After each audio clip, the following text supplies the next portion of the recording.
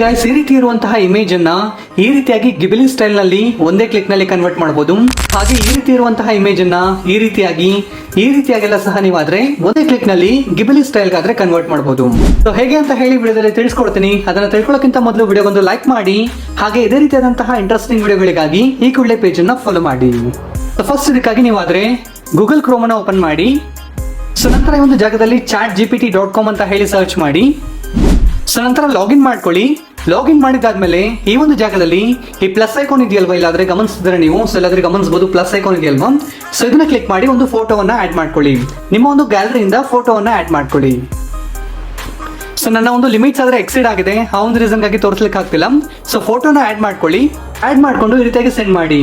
Create image into studio Ghibli style ಅಂತ ಹೇಳಿ ChatGPT ಗೆ ಸೆಂಡ್ ಮಾಡಿ.